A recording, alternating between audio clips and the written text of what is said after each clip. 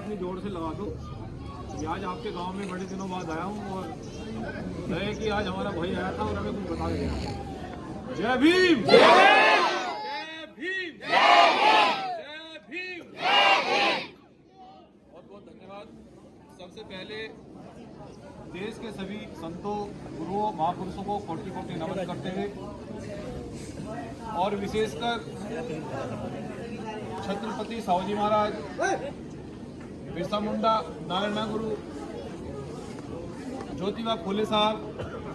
माता सावित्रीबाई फूले, माता फातिमा शेख, अब्दुल कलाम साहब और भारतीय संविधान निर्माता बाबा साहब डॉक्टर अम्बेडकर, मान्यवर साहब काशीराम जी को नमन करते हुए और हमारे साथ में चलकर आए हमारे क्रांतिकारी साथी जिले के जिलाध्यक्ष भाई सन्नी गौतम जी, हमारे मंडल अध्यक्ष विशाल जी, जिला प्रभारी सौरभ सिंह जी और नवनियुक्त हमारे बब्बर शेख भाई टीपू सुल्तान जी और इस चैरिटेबल ट्रस्ट के जो प्रत्येक गांव में, प्रत्येक जिले में हमारे जो कौम के रहबर हैं सतगुरु रविदास जी महाराज, जिनकी वजह से हमारी कौम की पहचान है और जिन्होंने समता समानता का पाठ इस देश को ही नहीं पूरी दुनिया को पढ़ाया है,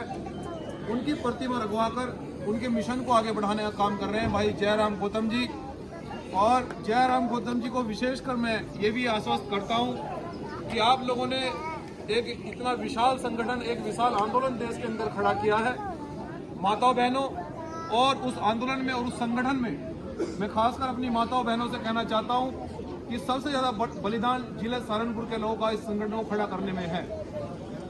इसलिए मैं आपके बीच में, इसलिए मुझे आदेशित हुआ कि वहाँ जाना बहुत ज़रूरी है।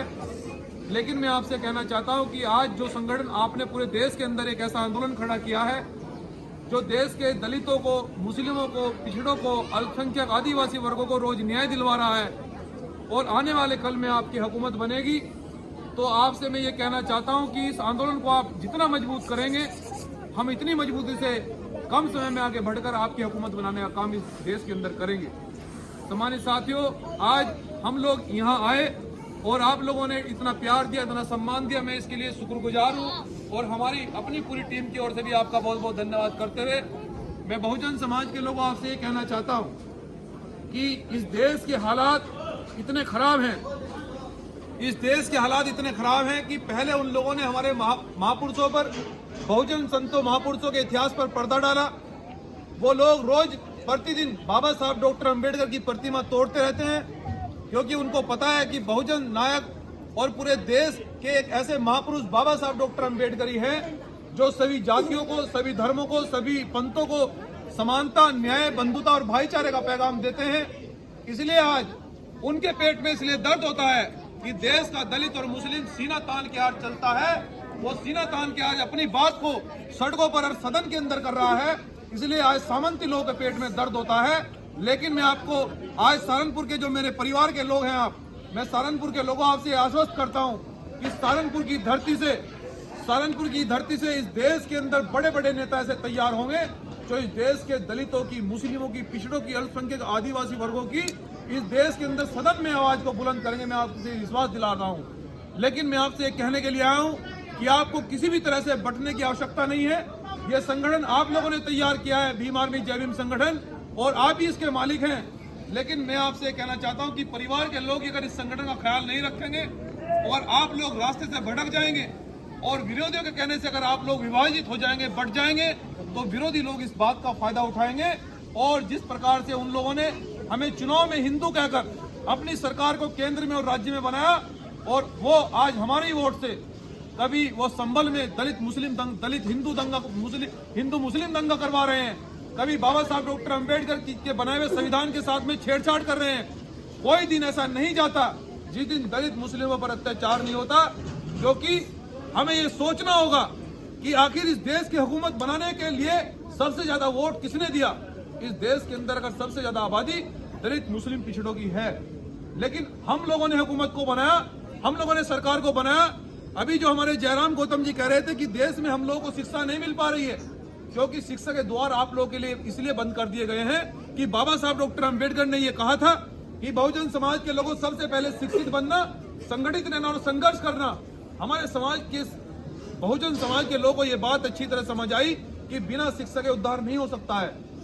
और जब ये उन लोगों को पता लगा, विरोधियों को, कि बहुजन समाज अब शिक्षा की ओर बड़े पैमाने पर आगे बढ़ रहा है, तो उन्होंने आरक्षण को खत्म करके दलित, खासकर दलित और मुस्लिमों की यूनिवर्सिटियों में, जैसे आजमगढ़ में हमारे आजम खान साहब, रामपुर में आजम खान साहब की एक बहुत बड़ी यूनिवर्सिटी है जिसमें खासकर दलित और मुसलमान लोग पढ़ते हैं। उस यूनिवर्सिटी पे कभी छापे लगाए जाते हैं। और हमारे जिले में हाजी इकबाल जी की यूनिवर्सिटी पर, जिसमें ज्यादातर दलित मुस्लिम के बच्चे तैयार हो रहे हैं, क्योंकि वो जानते हैं कि अगर दलित मुस्लिम पढ़ेगा, उनको तालीम मिलेगी, तो ये बड़ी बड़ी कुर्सियों पर बैठेगा और जो ये गरीबी है, जो ये अन्याय है, ये समाप्त हो जाएगा। इसलिए उन्होंने हमारे शिक्षा के रास्ते बंद कर दिए। लेकिन भीम आर्मी जय भीम संगठन के माध्यम से मैं आपको पूरा विश्वास दिलाता हूं कि जिस यूनिवर्सिटी में, जिस विद्यालय में हमारे दलित मुस्लिमों को शिक्षा नहीं दी जाएगी, भीम आर्मी जय भीम संगठन उस विद्यालय में ताला लगाने का काम करेगा। मैं पूरे विश्वास के साथ कह रहा हूं, क्योंकि शिक्षा हमारा अधिकार है, ये बाबा साहब ने दिया है, इसे हम युद्ध से या बुद्ध से लेकर रहेंगे। तो इसलिए मैं आपसे माताओं बहनों कहना चाहता हूं कि सबसे पहले अपने बच्चों को शिक्षित करो और उसके बाद में अपने बच्चों को ये जरूर समझाओ कि बेटा शिक्षित होकर एक काम जरूर करना कि समाज की सेवा जरूर करना, एक बच्चे को समाज के लिए जरूर निकालो, ताकि ये आंदोलन मजबूत हो, ताकि आने वाले कल में आपकी हुकूमत बने, इस देश के अंदर दलित मुस्लिमों को पिछड़ों का राज हो। अपनी बात को अंतिम रूप देते हुए बहुत बहुत धन्यवाद। जय भीम, जय संविधान।